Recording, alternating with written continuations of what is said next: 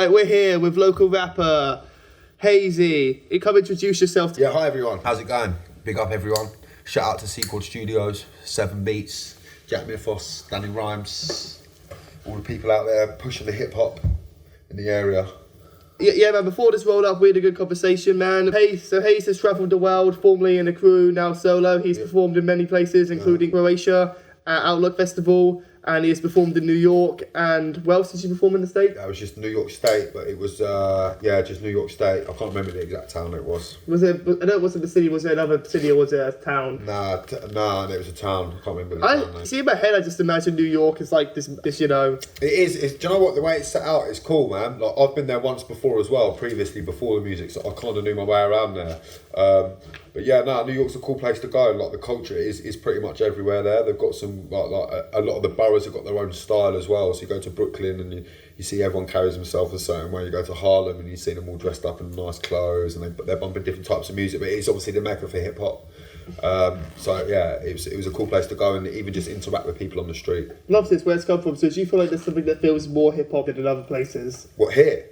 In New York, I mean. There. Oh, New York for sure. You just go there. It's just got that feel. It is the birthplace. So you go there and I'd say it's more predominantly popular. Like around this area, yeah, okay, there are heads that are into hip hop, but there you hear it everywhere. Yeah, man. You know, you go out, you hear it coming from a taxi, you hear it coming out of a shop, you hear it on these dudes on the corner spitting. So it's do you feel like it's one type of hip hop, or do you feel like it's... No, it's different, man. They've all got different flavours. That's what was cool. When we went out there as the group, we were all fire anyway. So, and we knew what we was going to bring to the table. So we were confident in going out there and doing and rapping our shit. So we went into we was going into Brooklyn with the video camera and just shooting videos, man. And people come up to us asking us like, yo, what are you doing in there, dog? And I'm like, yeah, we're from England, mate. We're shooting video and that. And that's how you end up meeting heads and networking. So through doing that video shoot that day, we met this guy called Lil Ravelli, shout out.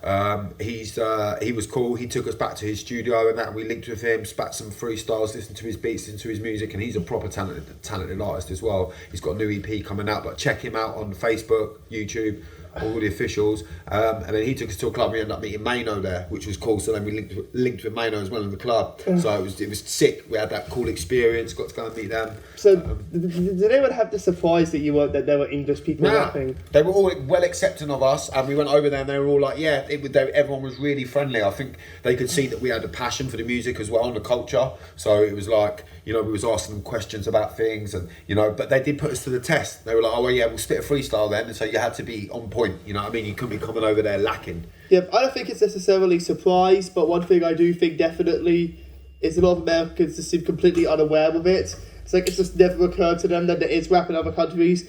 But for the fact that UK hip hop is a big market in most other parts of the world. True. France is the second biggest market in hip hop in the world. They've got a lot of respect for English producers over there, because obviously since the drill took off and that, a lot of the drill instrumentals that you hear Pop Smoke make and stuff like that, the tunes that he's got, they're all English produced. Yeah. Congo Natty's son, I forget his name, but I know that he's done tunes. He's done tunes for Pop Smoke and that. I made it before. I never knew he did that. Yeah. That's what I was told from Taz. Do you know Taz? Yeah, I know Taz. Yeah, so Taz told me that. Yeah. Taz is London, and Taz was a Londoner. Taz is based down here.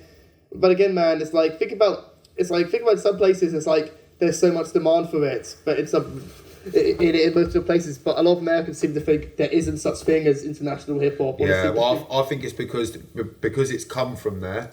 And a lot of them are the top in it. They're at the pinnacle of the game. A lot of that's where the birthplace is from. Why they look outside, they've got such a long history of great MCs and great artists over there, and a lot of the new school as well. I think it's the same about America though. Even in history, like they're only taught about their own country's history, then they're not taught about world history. So I think that maybe you could apply that parallel to music as well. Pretty much. It's like.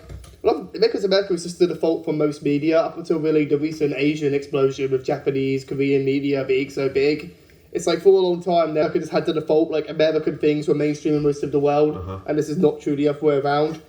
Like nearly all artists who are mainstream in America are mainstream in most of the world. True. In fact, I remember when I still listening to the pop charts, I got it at 9 or so. I remember Googling the American pop charts to see how many people I hadn't heard of. And the only people I hadn't heard of were the country musicians who were popular, because there is a pretty small audience for that in the UK. Yeah.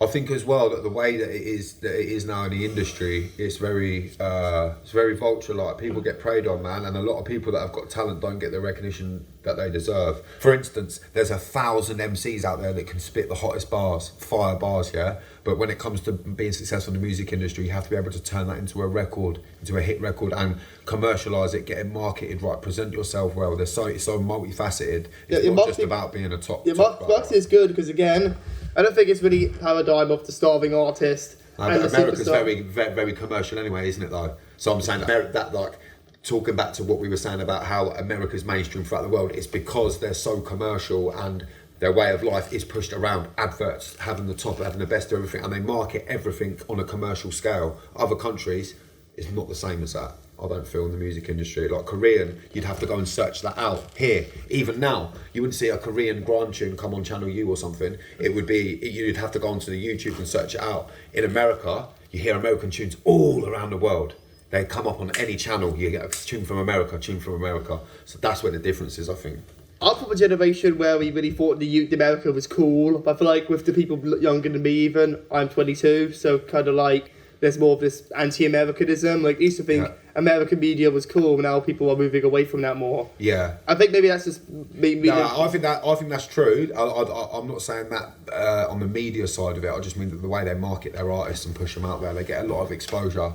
Again, like when we're talking about America, we've got to remember that it is just a machine, isn't it? You know what I mean? America's a machine. If you make money, then you can be hot for 5 minutes there and make a lot of money. So people often try and take short ways out in music and don't stick to their true selves and stuff. Yeah, the Roman Empire divided into became the Roman Republic after 250 years. There you go. America's been around 38 years, I believe. There you go. So, but that's so what's going to happen to the States next? Like, there's people talking about states seceding. Like, as time goes by, like, it becomes more and more likely other countries are going to leave the UK. Yeah. What's interesting is, even though Wales and Scotland both lean left of England, whereas Northern Ireland generally leans right. Yeah. Wales and Scotland voted completely differently on Brexit. Yeah. Scotland overwhelmingly voted Remain. Wales overwhelmingly voted Leave.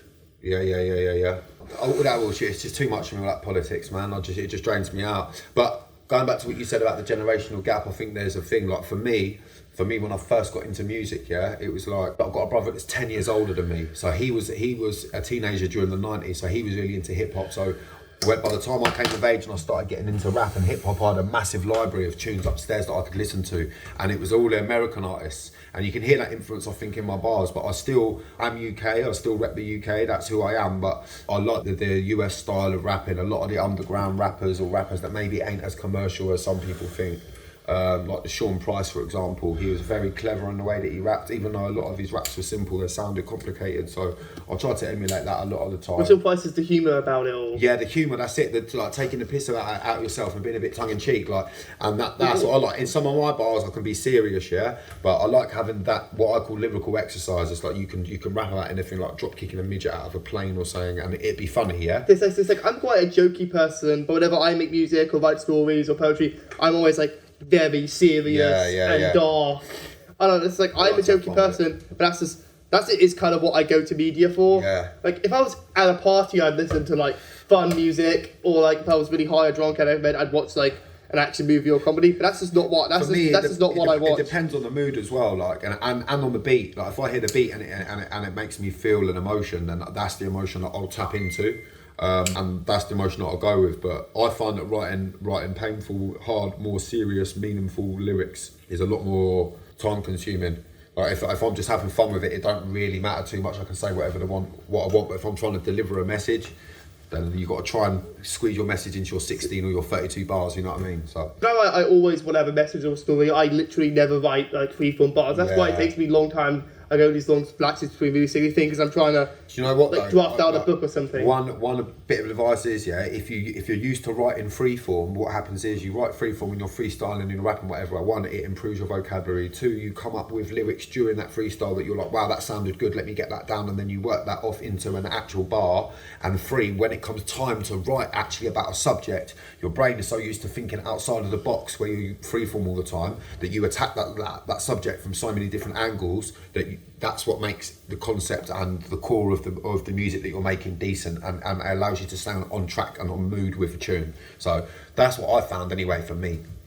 Very interesting take. So go to this terrible specific methodology that goes into Hayze's rapping. Yeah.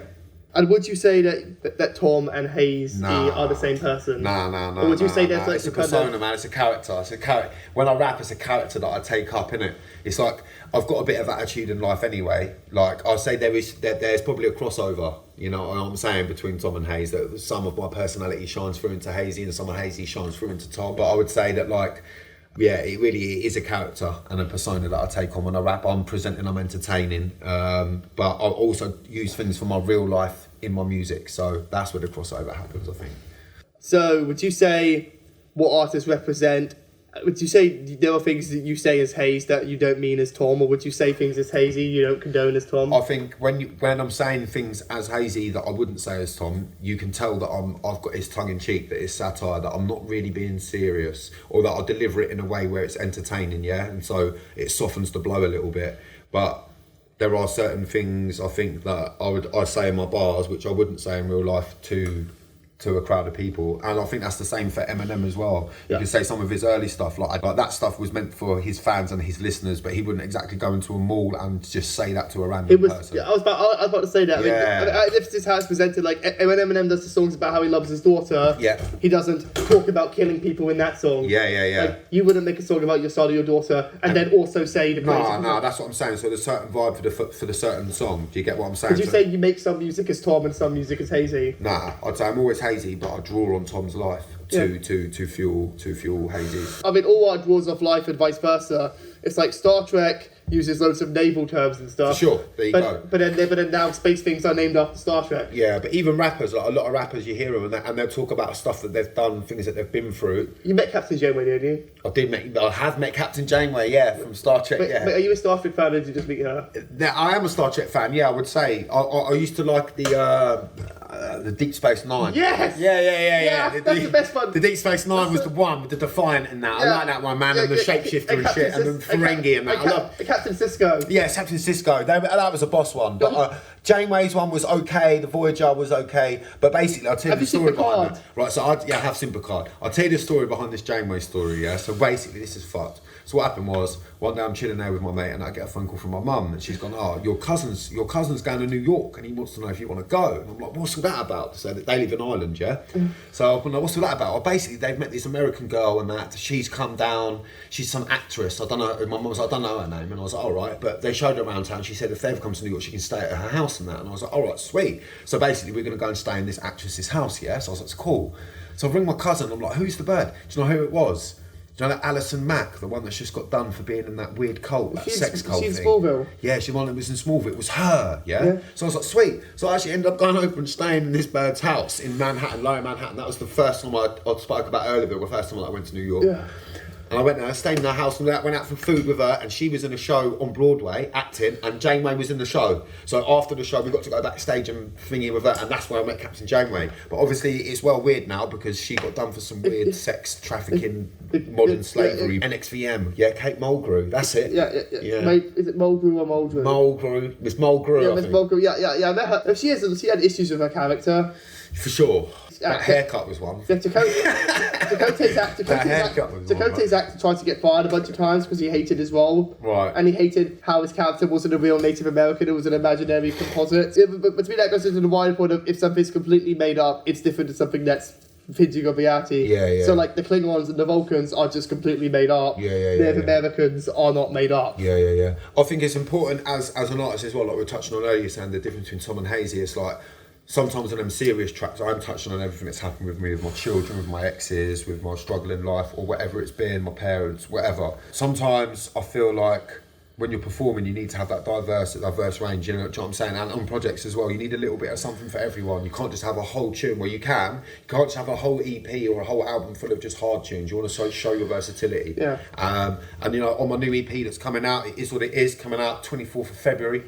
That's got a nice variety of tunes. I spent a lot of time working on that project, I've got a tune for the girls on there. But another thing on there is I've done a tune for the girls, but I've still been me. Yeah. Like I didn't sell out. Yeah. I've got club bangers on there. I've got like a drill tempo one on there. I've got meaningful ones. Make that lady. At one point, rapping for the ladies was original. It's like for sure. Luscious Ladies love Cool James. That's where his name comes from. Luscious Ladies. This is in the name. So a lot of people don't know that, man. But Daddy Kane's another one. Big Daddy Kane. Ultimate. Wicked. Again, but he made a lot of songs rapping for the ladies. But do you know what the thing is? And he's still got bars on them. We go back to the marketing, yeah? We go back to marketing. Like, let's go back to one of the rappers that I listen to now at the moment, Dave East, yeah? There's a thing on Netflix, I forget what it's called, hip hop thing, and he talks about how he got signed. So basically, Nas co-signed him, yeah? Nas heard about him through someone, blah, blah, blah. Nas heard about him through something or whatever, blah, blah, blah. But what happened was, Nas put him in office and he was like, yeah, he's got bars, and he's like, but also the ladies are going to like how he looks. So he hits that market as well, and that's why he's done songs with like Chris Brown and shit, because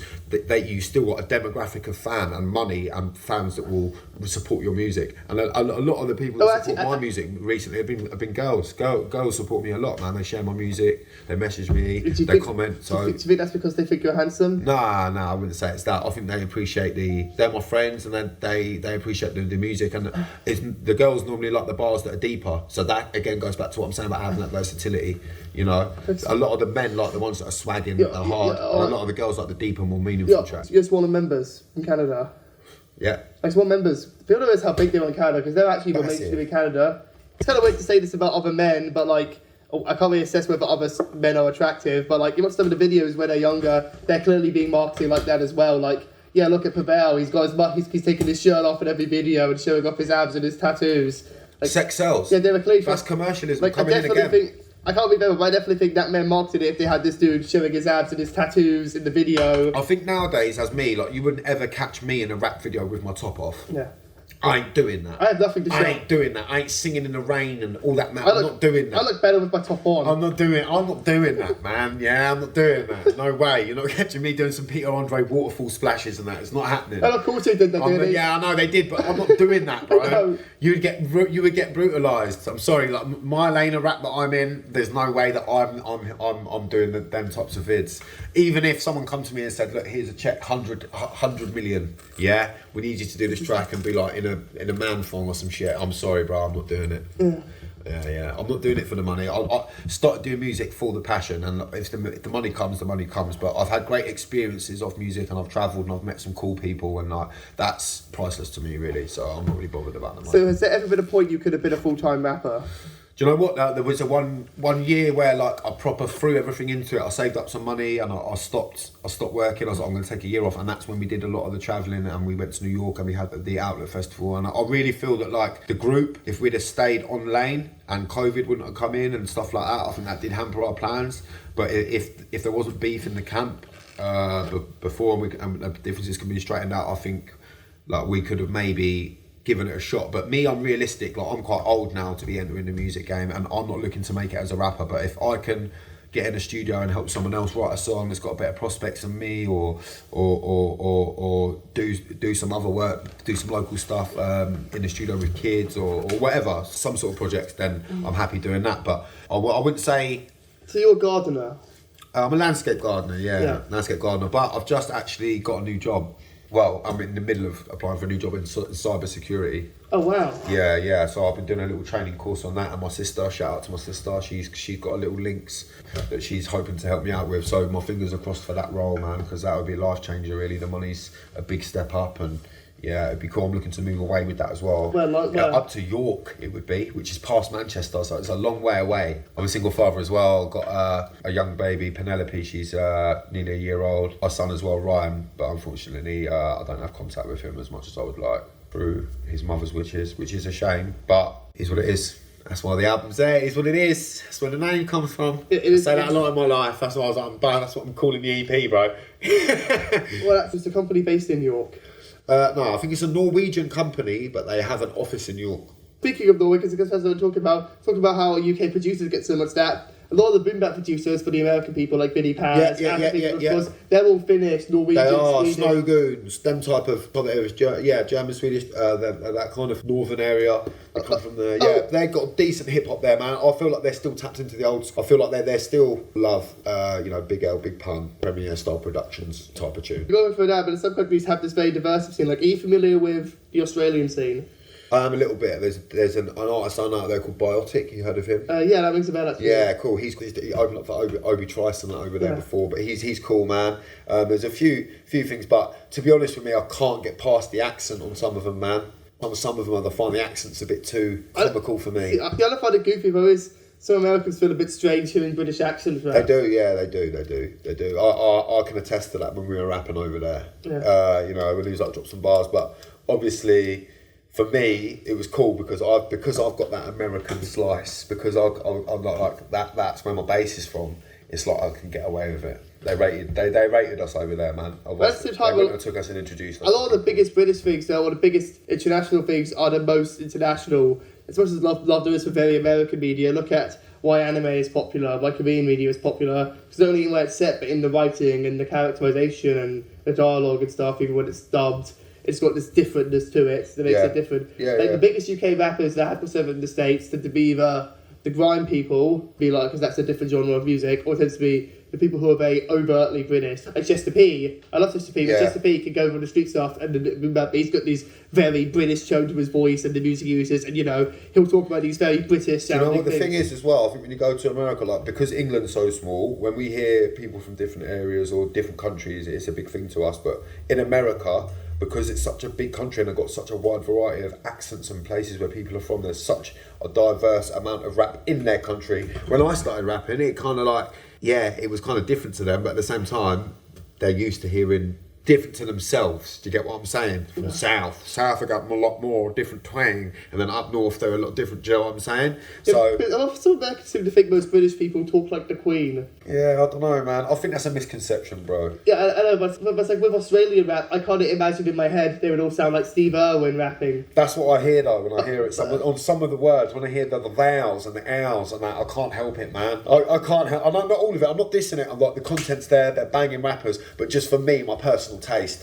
I'm just like, I just can't I can't bang to that, man. But what I'm saying is that all of them sound like that. No, I know not all of them do. That's why I said my man Bartik. I rate him. I'm saying that's there is one that there's a few that I rate. And I'm saying that's because there's different accents as well. But Australia is a big place, but it's got quite a small population. It's cool as well because different accents. They in some cases they can rhyme different sounds. So like different words rhyme and shit in different syllables. That's cool. What was it? Jakida Motormouth. What's that? He's a rapper who watched Tuna XL. Here's a song where it says, "You're a cheat, like N-words used to accent to make the words rhyme." Right. There you go. Well, bring in a bit of punctuation there. It's true though, man. But do you know what? I don't think that is a cheat, because I've got a bar where I switch into a little Irish accent just for a line though.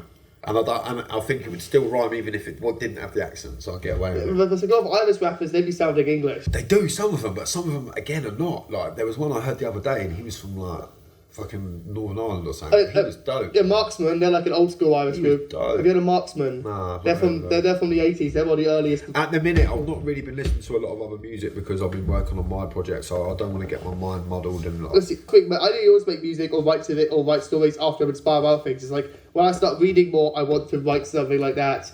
Like it always influenced me, but not directly. But if I'm inspired by something, it's like in this very roundabout way. Yeah. Or would you say, so is your music inspired by people? I'd say it is inspired. Like if I see a rapper that I like and I rate him, then it inspires me to like be better for myself and like motivate myself to like be the best that I can be. Because I think, like, not in an arrogant way, but like when I sit down and I look at the stuff that I used to write to what I right now, I'm like, yeah, I back it. Like, you have to back your own stuff. You have to believe in yourself, innit? Otherwise, you're never going to get anywhere. So you've got to believe that you're good enough. So I feel like I don't really draw inspiration from other artists, but sometimes I might hear a flow pattern or something. Like recently, I've been trying to get better at maybe just having like different flows on beats and changing my tone and stuff, because I saw in an interview that's what J. Cole recommended for artists. He was like, try messing around with your tone and always push yourself to try different patterns, and it's worked out well. I've ended up writing some lyrics, I'm like, wow, like I never thought I'd be able to write a pattern like that. So it's cool, man. Like really I'll just draw my own life experiences and how I feel on the beat. Do you never go into the narrative? Because with my music, I nearly always have this narrative going on. Not really, man. Sometimes I skirt around it. Sometimes I dip in and out of it. Sometimes I go full hard and I'm like boom, and I push like an idea or a narrative, like you're saying. I push that through the whole song.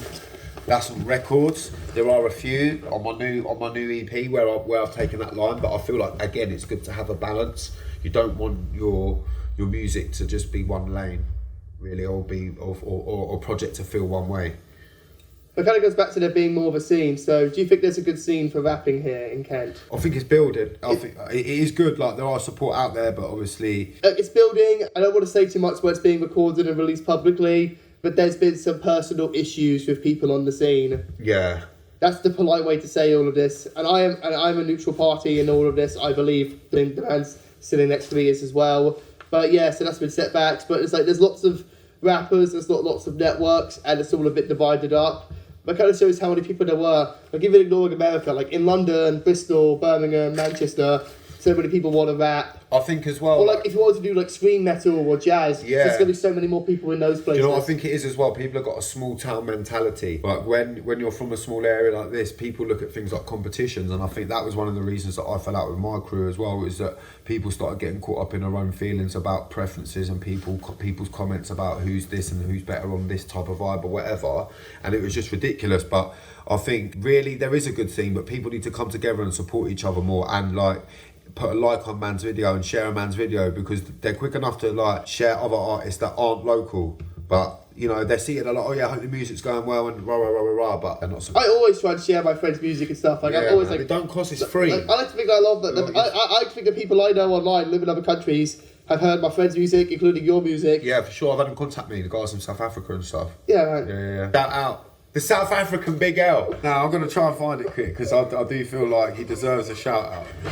He deserves a shout out, man. I got him in here somewhere. Let me search for this man, bro. But anyway, it kind of gets back into it's more of a demand. Like I just said about Australian rap, but I think it's in Australian rap. The number one market is Australian rap in Australia. There you go. People like there's more people have careers there than they do in the UK. Yeah. It's a bigger country, but the population isn't that much bigger. It's just a larger landmass. So yeah, people make a living because that's what they want first and foremost. People want Australian rap. Like even in the UK, people want people apart from Brian, people want Lavaconda Matumba Jr. That's who it is. Yeah, man.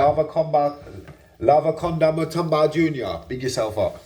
Yeah, South Africa is a strong rap scene too. That's why I talked to him. I messaged him about South African rap. But there's a few really good artists from there. Yeah. Black Rock, Weber Technician, Super and Pono, Perfect Tabs. There's a few other people. John CD, who runs Baking Convention. Are you familiar with Baking Convention? I'm not familiar with those, but have you heard of Baking Convention? I have heard of them, but I'm not familiar with their music. Have you heard of Baking Convention? I have. Yeah, John C, the man who runs that, and John C was the first person in the UK hip hop who was supportive to me. Shout out to John C. He's been to South Africa a few times. Big. Like he's worked in a lot of stuff. He speaks highly of it.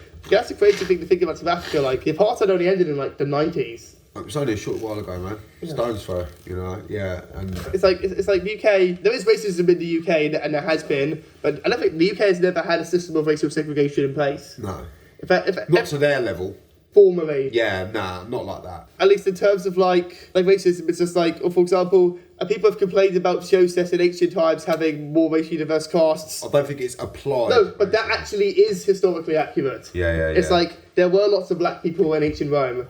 And ancient Rome shouldn't even be white either. They should all be olive blonde skinned. Yeah. And there literally was brown people in ancient Rome. Like if you look at the pictures of Egypt and the drawings and stuff, you can literally just see people who were definitely black and people who were definitely white. At the end of the day, like all I say about all this is that you trace it back far enough, we all come from the same fucking thing, man.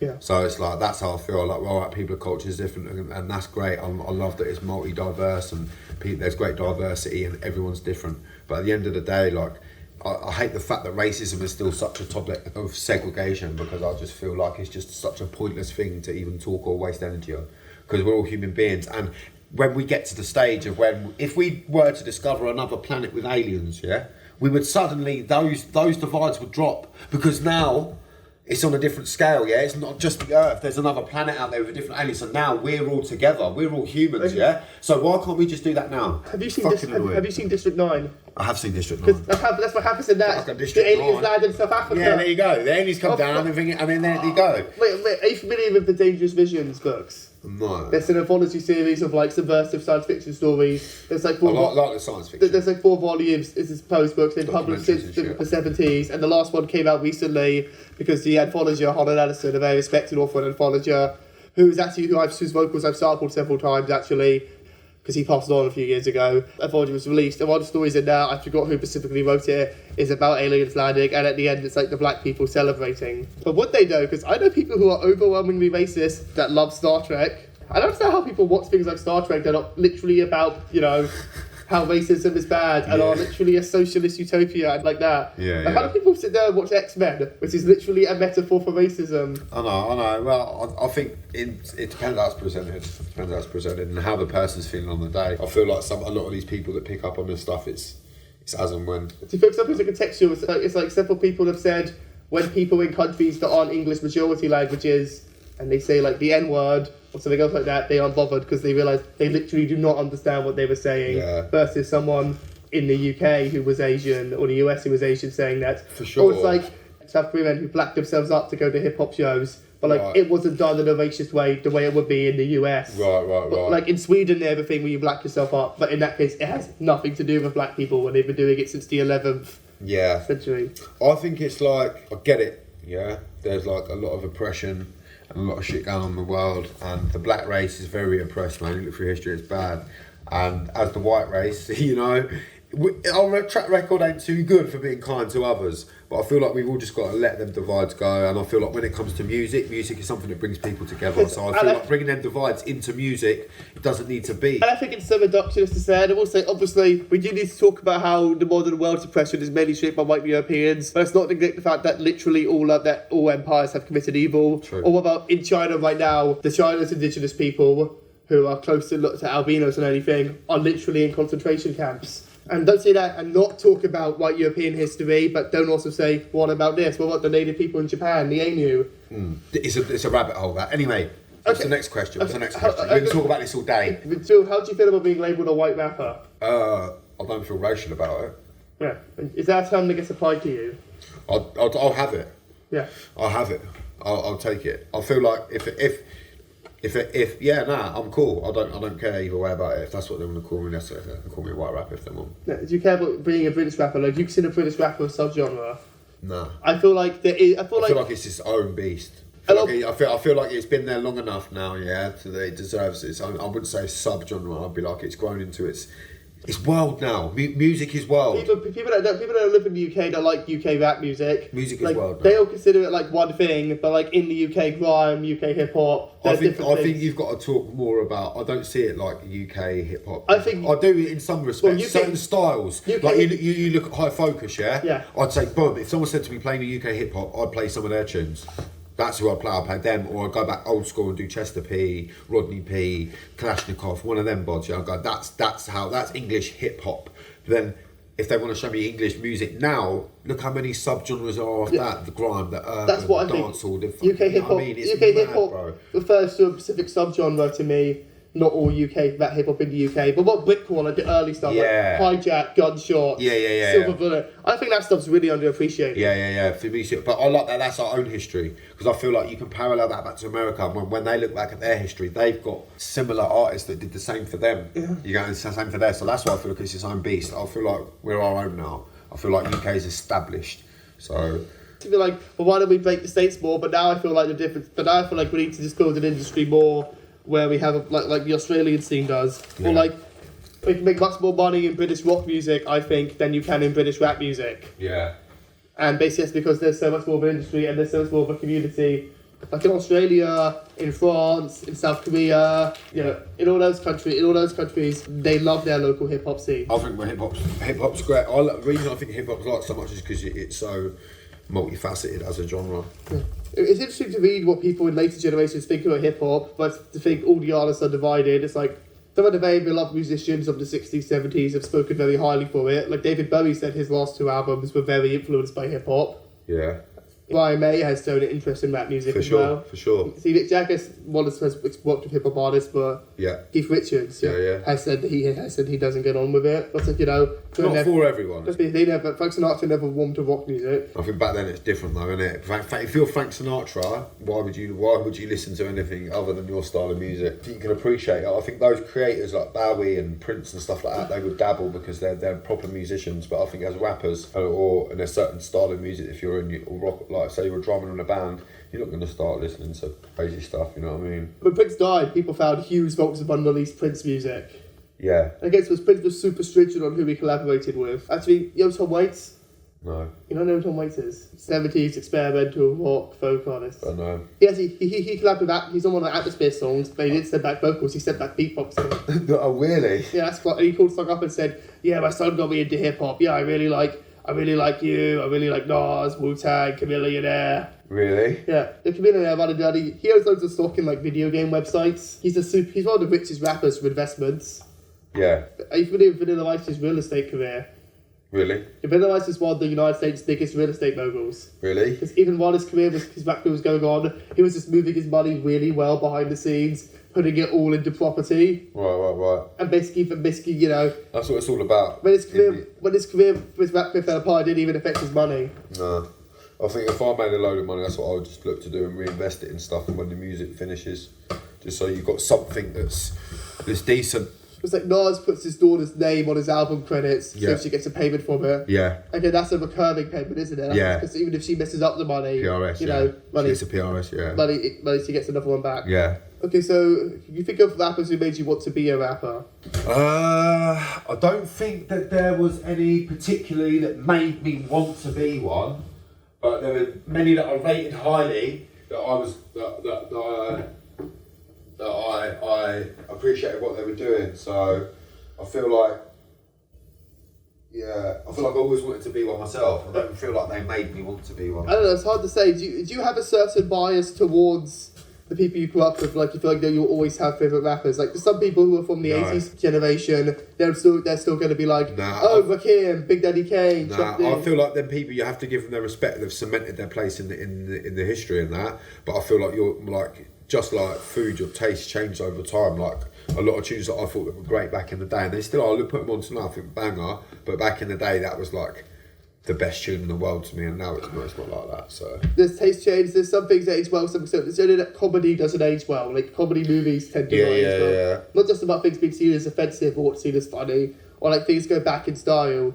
I feel like it's different to go back on an album. It's like someone in the 80s to say, "Oh, I didn't like Public Enemy or Tribe Called Quest or Wu-Tang." If they said that, it would kind of be different to someone my age or even your age saying that. Yeah. I don't know how true it is or not, because everyone has diverse taste. I was trying to go back and listen to the old albums. But the thing about hip-hop, and this is kind of cool and lame in the same time, is like when you go to any other country's rap, you have to learn a whole new canon. So when I rap in non-English speaking countries, you have to learn this whole new canon of hip-hop. And there's like some kind of things, like some underground artists make more money. Like you think like the American artists, like the American underground scene is a lot more profitable than a lot of other people. For sure. That's because a lot of it exists in its own world. Like the world of artists like Atmosphere, Murs, Idea, Bus Driver. Yeah. Those dudes, like, Jedi Mind Tricks, like those dudes just have they don't hear a lot of mainstream rap discussion forums, but they have their own world. They have their own websites. Following. They have their own fan base. Like they don't need it. That's it. Yeah, you can be independent is a good way to go, but obviously like Jedi Mind Tricks have been around for fucking years, bro. And their quality, and I do think the music speaks for itself. Like if you're consistently putting out and putting good work in the music that people are rating. Okay, Jedi Mind Tricks have this huge brand before Jedi Mind Tricks presents could sell other albums. Yeah. And and again, Jedi Mind Tricks have had their dramas and stuff, but they've always recouped. Yeah, that's it. I mean, Obviously, Jocelar's come and gone a few times. I have spoken to Jocelar online, and he has always been fine with me. I'm not going to gossip about anyone, but they've come and gone a few times with him, and Stoop has left and rejoined. So it's all gone back and forth a few times, but they managed to sort it out. Yeah, that's it. Have you listened to Dutch? That's the other project DJ Stoop does. Yes, I think so. With the female singer. Yeah. That's so good. Yeah, man. It's good. I like Snoop. Snoop's okay, man. Like, I used to rate him a lot more back in the day, and then he went off a little bit. But I think as a patron for the game and as a face and a celebrity, I think he's cool, man. I don't really feel his music too much these days, though. Snoop Dogg. Yeah, I've gone on a different vibe really these days. Some people are what I call like. I never really liked the West Coast that much. For the West Coast was good, like Dre, Fire, Nick, Fire. The rest I'm not really up there. More East Coast. I rate East Coast rappers more. I make more West Coast, but like West Coast alternative rappers. Honestly, no, I got popping hip hop first from sort of American underground, and all of them are like Midwest. Yeah. So I'd say Midwest, honestly. Maybe Midwest because, for you. particularly before I go into UK rap, maybe the Midwest rap related the most to me. Yeah. But what's Adam Smith's whole thing is that it's like marketing this sort of Midwestern town experience. Yeah. Yeah, I mean, So- who was your favourite rapper from back in the day then? Who's your favourite ever rapper? I got a few. Guy? I can't think, do you have a favourite ever rapper? Not ever, no. No. It's hard to pick one guy, isn't it? Yeah. There's no one you wanted to be as a rapper, not even wanted to be at their stature, because that's different. Yeah. But some artists I'd say, I want to do what they did musically, I don't want to have their career in other ways. So some people just mismanage their careers. There's a lot of artists, again, I don't want to be negative about artists, especially people I've never met, but there's people who've gone off the deep end and had huge fiascos. I mean, we've had, obviously, there's a lot of, like you're saying, there's fiascos that affects people's careers and shit like that, and then there's stuff that goes down that takes it outside of music. But I think that when you put yourself in that limelight and you get that fame, you're lining yourself up for trouble, or for those people to come and take shots at you, you know what I mean? Or for bad things to happen. Have you made any connections in New York yet if you're moving there? No, none yet. I don't even know if I'm 100% going yet, so it's fingers crossed on that. Yeah, cool, man. So basically, there's been a fair few scandals, like Hip Hop Connection. That magazine fell apart because there were scandals and people big shit talking. What was the dude's name? Adam Anonymous, who wrote the really negative articles about people. Right. Have you heard the story? I have heard the story, yeah. God, yeah. So what happened in the end? Because I've been looking for what Adam Anonymous were and I can't find it. I could just find people responding. Wasn't that some actual rapper in disguise or something? Yeah, well, apparently, it was meant to be a rapper in disguise who was then using the platform to slate other rappers. Basically, he's arch enemies and whatever people that he didn't like in the game and that. It's just pathetic, bro. That's one guy, you know. I honestly think I do think there's a place for reviews and criticism, and but at the same time, I feel like being an artist and doing reviews can kind of land yourself in a tricky place unless you don't want to compromise your integrity on either. Yeah. I don't know, it's a tough one, man. I mean, do you care people about reviews? Like, if someone reviewed and said your album... Someone reviewed me and they gave and I felt the review was fair, but look, it's the thing is, like, I'm not going to let my emotions get in the way, yeah? Like, if I'm listening to a review and someone's got a constructive criticism to say about me, but it's negative, yeah? Then I'll listen to what they've got to say and I'll accept it, and if I feel that they're true, then I'll be like, sweet. But if they're blatantly a hater, if they're just you know what I mean, just picking apart the smallest fault or something, it's something pathetic, then then I'm going to be like, you're just a hater, bro. To me, there's reviews, there's serious analysis, then there's things like that as comedy. Yeah. To me, that's the context. Like, I really like the world of YouTube reviews and stuff. To be honest, I don't really give a fuck. But a lot of the YouTube review people, they're ripping things apart, but they're being comedic. Yeah. And so then it's comedy, and then that's different. Yeah, in a way. But if someone's taking a piss, like if it's a serious tune that I've done. Yeah. So if it was a serious tune I did about like the loss of something, yeah, and then a YouTuber done a video on it, but taking the piss and saying it was a shit tune, man's ain't gonna be happy. Yeah. Like I suppose you can't really put stuff up online without, unless you're willing to. Yeah, willing to do that. So what? Like, haters come, but they like, it is what it is. I don't take no notice of that shit. Yeah, man. I don't care either. I don't take no notice. Most people just do that because they have their own problems. It's like cool, but it's cool. Like, but to be honest, like, I don't know. I feel like everyone's got secret haters. Like, I know I've got haters out there, which is cool. Like, but when YouTube used to have the dislikes and that, I used to always get 5 dislikes on my videos, so I know that there's at least 5 haters out there, 5 people out there that would go on there and be like, I need to put a thumbs down on this. And you know what I mean? There is a list out there of who they are. They know who they are. The same thing, dislikes still doesn't work, because you can still see when there's a lot of views and very few likes. Yeah, of course, but I'm saying they will have done that now, and it is what it is, but... I remember they used to have, the stars. Huh? Remember they used to have the star I do, yeah. That was way better. Write them a letter, tell them. Yeah, go on, what? Tell them, bro. I feel old thinking about how much I used to go on YouTube when it was still rare to have proper content on YouTube, not just instructional videos. Right. And think about it now, though. Think about what YouTube's on now. And even though YouTube has some ridiculous laws in place, and again, to me, someone doing negative reviews. To me, just constantly dumping on one person is Yeah, different do to doing it you know to what? everyone. If they said, look, there's good things about this song and there's bad things, and they listed the good things and they listed the bad things, I'd be cool. But if they just came in and just tried to shoot it down like a German plane over Winston, then nah. You know what I mean? I'm not having it. Yeah, but, yeah. I'm not having it. I would use the power of music against them. The next track I would release would be Destroying Their Soul, so it'd be fine. Like, I'm not.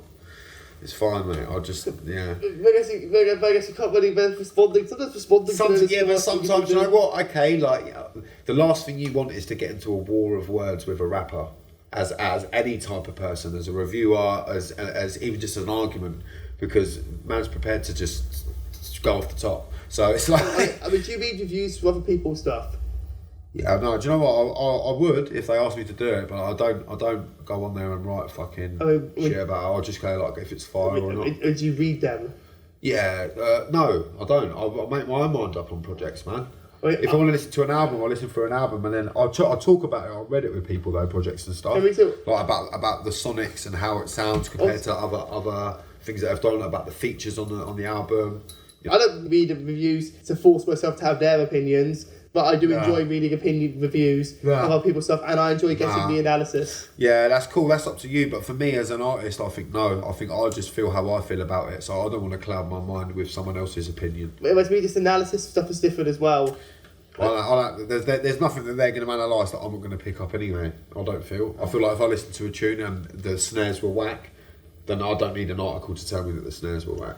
Or one of those two articles disagreeing on if the snares were whack or disagreeing on why. It doesn't matter, does it? Then it just matters about what you think. So both articles were irrelevant, bro. Yeah. At that stage, you come to that decision. It's like, oh, there's an argument there, sounding good argument. What do you think? That's what you're left with. So then I don't even bother. I'll just listen to the tune. I don't even cloud my... Because if I then read an article that said, oh, the snares on this tune are whack, when I listen to that tune, I'm expecting the snares to be shit. So I'm going to be a bit more critical. I'm always going to have a predetermined thing psychologically where I'm thinking these snares are going to be shit. And then when I hear them, I'm like, and I don't rate them as good. Or if I didn't read that article and I heard them, I'd be like, them snares are weird, but I quite like the feel of the tune. And after a few times, you might, you know what I mean? Yeah, I think it's just people's perspectives can be interesting too. And again, to me, it's when it's funny or when it's informative about stuff. Well, the crew that I used to make music in, we made a tune. It was like 5 years ago, previous to this incident.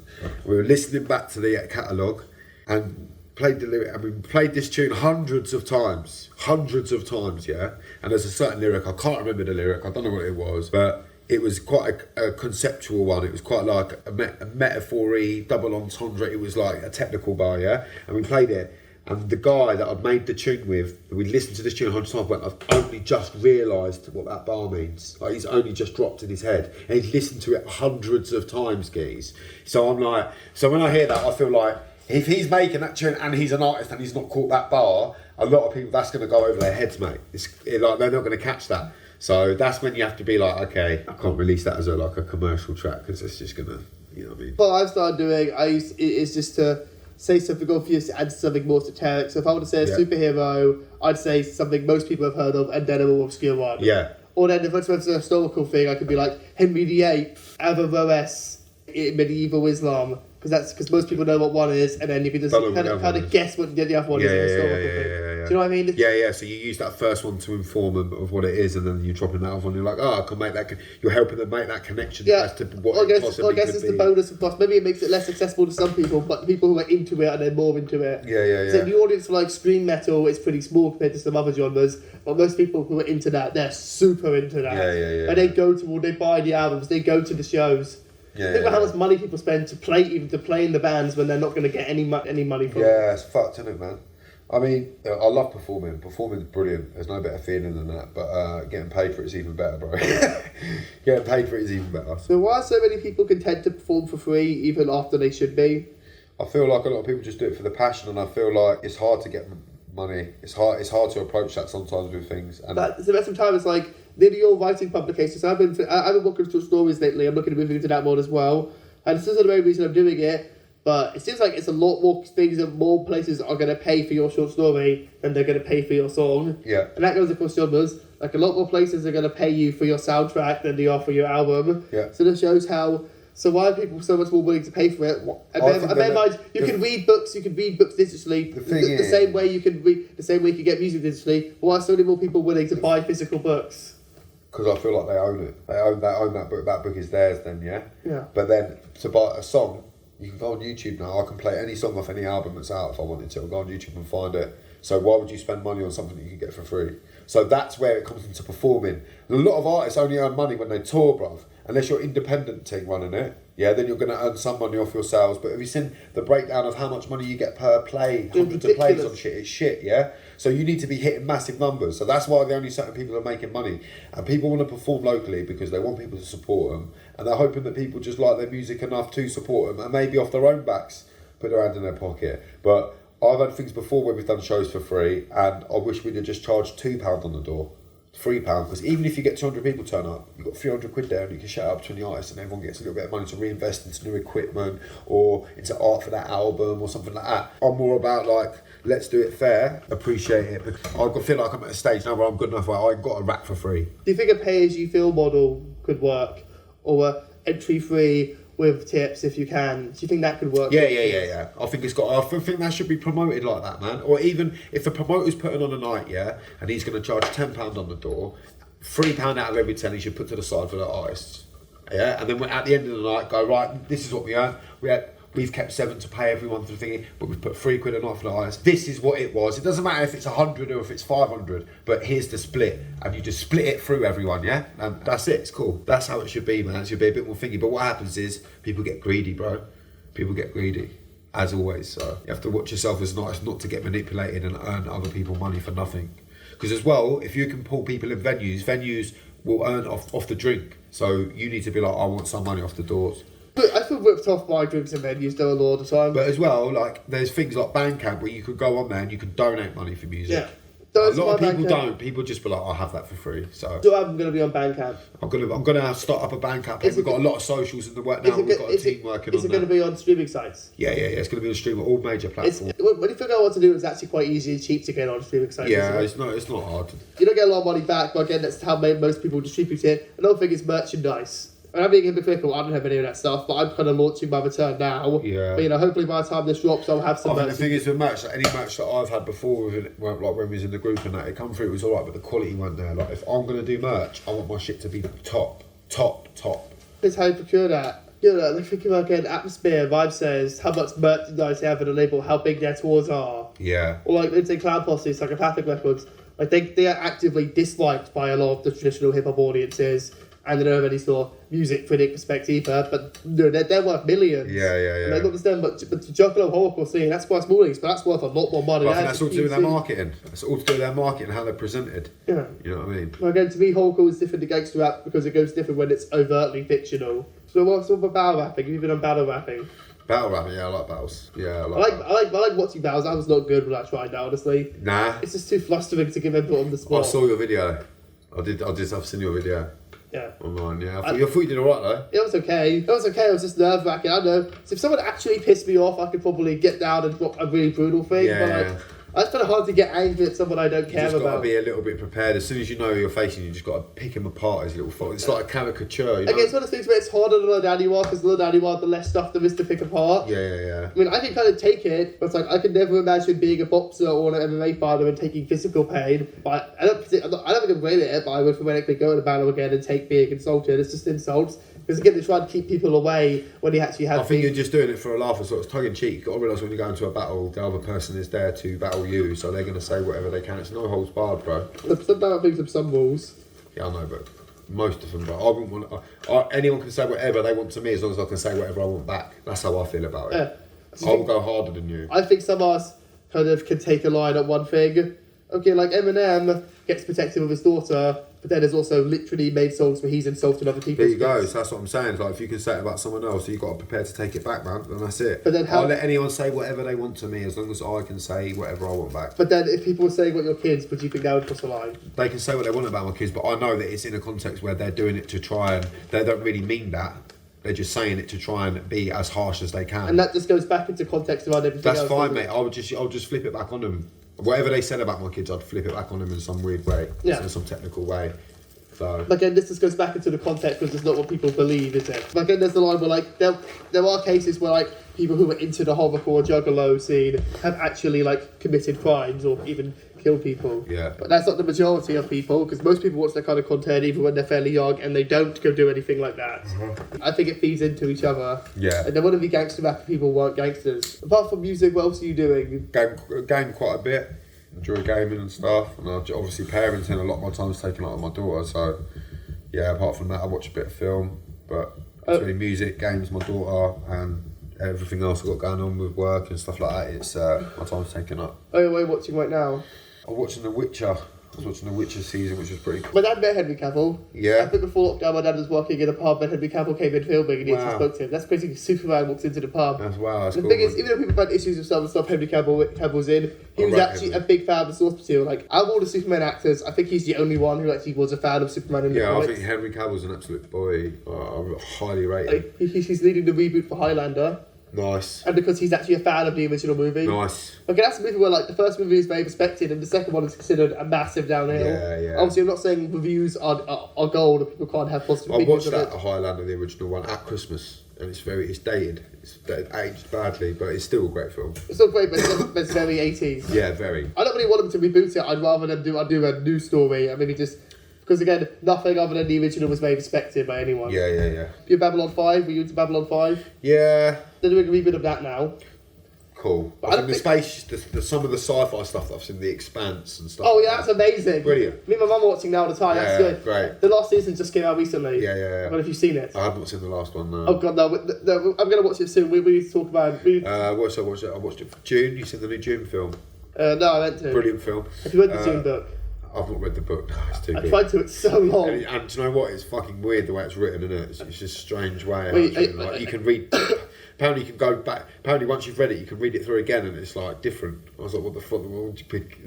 But are you an avid reader? I read sometimes. I like to read like more factual books, like biographies and books about people that have done extraordinary things. Yeah. Survived or.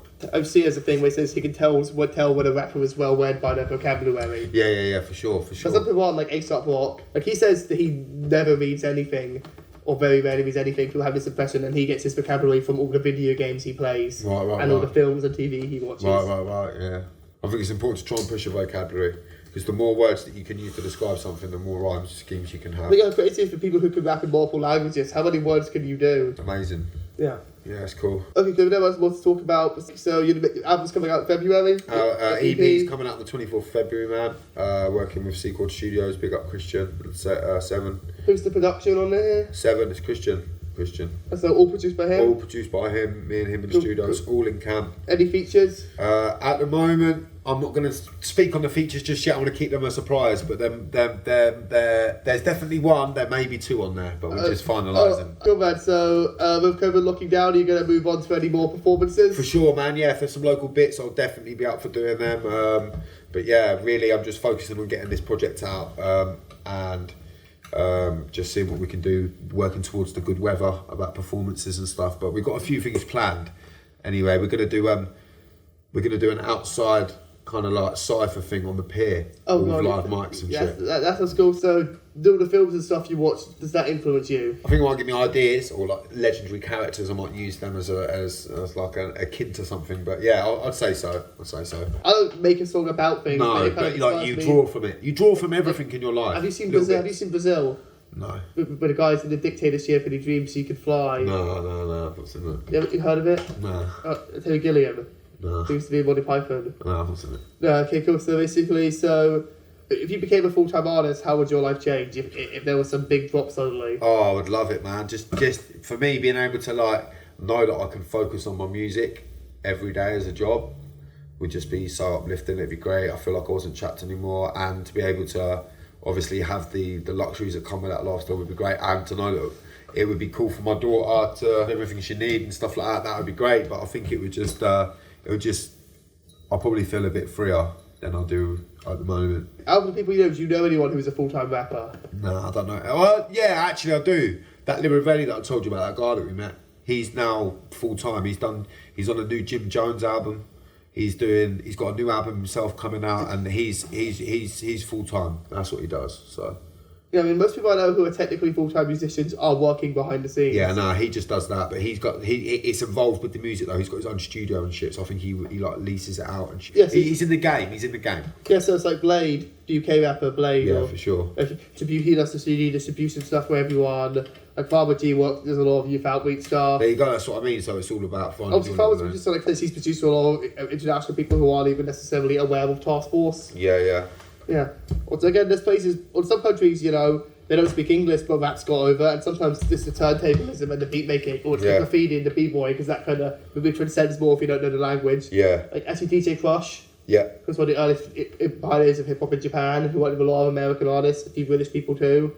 He does not speak any English. None. Or very little. Right. He only speaks English the way saying bonjour, merci means you can speak French. Yeah. But yeah, and because he works with a lot of people who you see as very lyrical rappers as well. I'm sure you can get a translation, but it's so crazy. There's people on YouTube who've just done it the whole time. Like, I was getting into Korean hip hop a while ago, and there's channels that have just put up subtitles of everything you can find, and yeah, it's crazy to think about. And again, the Korean scene is interesting because again, that's very divided. Like, there's the mainstream rappers who basically over the people in the boy bands. Not to say they can't rap, because apparently the rapper from BTS actually has done stuff promoting Korean underground rappers and the old school Korean hip hop. I'm not going looking for that. Like, I know Drake bigs up loads of people. Like Drake picked up MF Doom before MF Doom passed. Drake did a thing talking about MF Doom. Of course. Yeah, he mentioned Swan members too. I guess I know Swan members are like stars in Canada. Yeah. Like, that just shows what marketing does. But they're literally rapping like Dungeons and Dragons. They put them with the cars and the in the video. There you go. Get them all slugging around shirtless. That's who they're selling it to. That's it. Well, it's like most people in boy bands, sometimes they can save their careers later. Like the One Direction people, they've all gone on to legit careers now. Yeah. Justin Timberlake. That's what I'm saying. It's about getting yourself in the game and then. Like the Beatles started out as this very lightweight group, and they became so different. Yeah. Beatles were always a bit different to that, weren't they? Yeah. And I think Americans find strange for a long time. Talent shows ruled British music, like the British mainstream. Like being on X Factor, Britain's Got Talent, that was the make or break of your career. Like One Direction were put together on there. Like that's crazy to me, and and they have the shows in other countries, but they're not a big deal in America. They are in some places. Like in mainland Europe, they actually care about winning Eurovision, which is why they have actual, this is on there. We get like one year we had Engelberg Humperdinck, and then we've had some other mad, shocking B class acts as well. Yeah, God. So they're basically. And they hate us anyway, so that's why we get no. We got 0 points after Brexit. Yeah. I mean, even before all the Brexit stuff, I don't think we were ever part of Europe in the same way. Not even politically. I can't be bothered with all that nonsense. It does my nut in. The same thing about politics, this is about geography. It kind of goes back to what weird assumptions Americans make. Like, Americans might seem to imagine British rap as, we're going to be rapping like the Queen. A lot of Americans think that Europe's a country. They do, mate. Someone actually said that to you? A lot of them do, mate. I don't think it is. Well, they do. They think that Europe is a country. God.